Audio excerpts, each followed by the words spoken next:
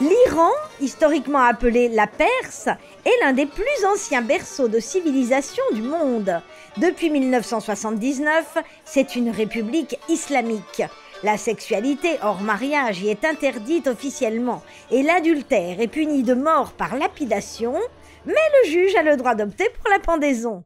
Oui, mais n'y a-t-il pas des moyens pour contourner la loi ? Lui, c'est Antonio Fischetti, un journaliste scientifiquement porté sur le sexe. Son truc, c'est d'enquêter sur les sexualités du monde entier. À lire son dernier ouvrage, Sac à dos et libido, publié chez Jean-Claude Lattès. Pour ne rien rater de la série, abonne-toi sur Podcast Addict ou Apple Podcast. Et si tu as aimé, n'oublie pas de laisser un commentaire et une bonne note. Ça fait toujours plaisir. Et retrouve-nous aussi sur Spotify. Sac à dos et libido, le podcast des pays racontés par leur sexualité. On ne badine pas avec l'amour en Iran. Mais pourtant, là-bas, comme partout, les gens ont des relations sexuelles avant le mariage. Comment concilier la chèvre de la religion et le chou du sexe ? J'ai entendu parler d'une coutume qui existe en Iran, le mariage temporaire, appelé dans ce pays le ciré. On peut se marier pour une semaine, une journée ou même une heure, le temps d'aller faire un tour à l'hôtel. Pour découvrir les secrets du sexe au pays des mollahs, je vais appeler la journaliste écrivaine franco-iranienne Delphine Minoui. Épisode 6, le mariage temporaire en Iran. Delphine Minoui, bonjour. Bonjour.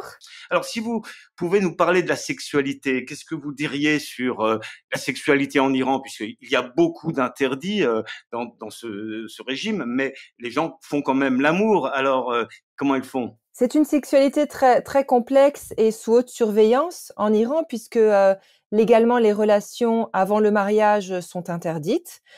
Personne n'a le droit de consommer, entre guillemets. Et en dépit de ces restrictions, je dirais que surtout la nouvelle génération a appris à slalomer entre les interdits, puisque les interdits remontent quand même à 1979, à l'époque de la Révolution et de la prise du pouvoir par les religieux. Donc, il y a régulièrement des rencontres qui se font dans les parcs, dans les cinémas, il y a des soirées clandestines.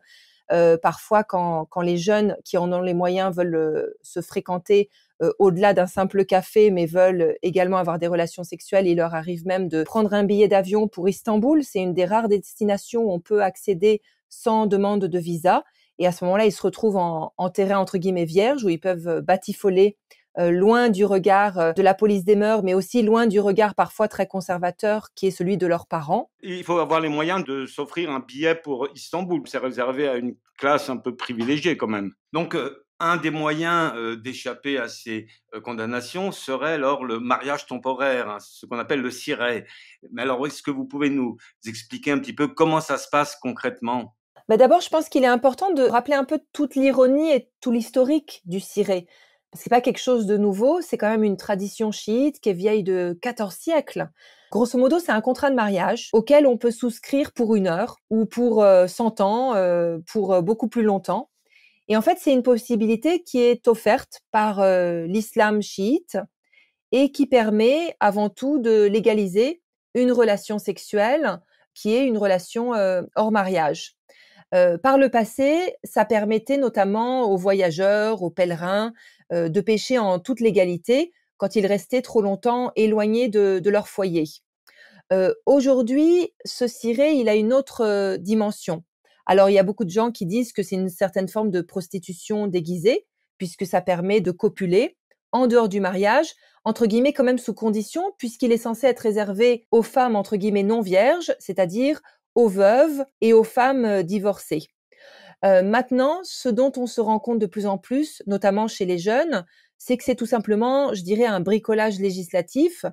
C'est une façon astucieuse de s'arranger entre hommes et femmes pour avoir des relations sans risquer les sentences, les punitions dont on parlait tout à l'heure. Mais comment on fait ? On va chez un mollah et on sort avec un bout de papier, un certificat.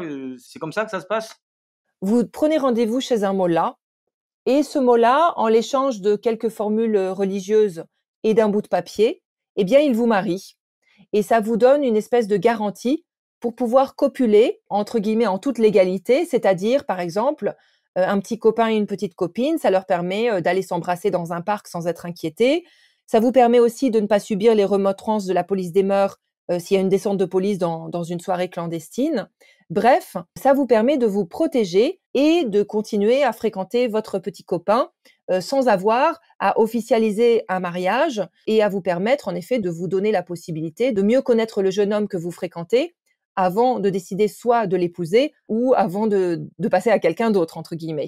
Mais est-ce qu'on peut dire que c'est de l'hypocrisie ou tout simplement un arrangement entre, disons, la chèvre et le chou, hein, la chèvre de la religion et le chou de la sexualité?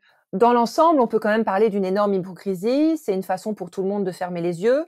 Pour les jeunes, de s'accommoder des restrictions pour pouvoir quand même continuer à copuler en toute discrétion.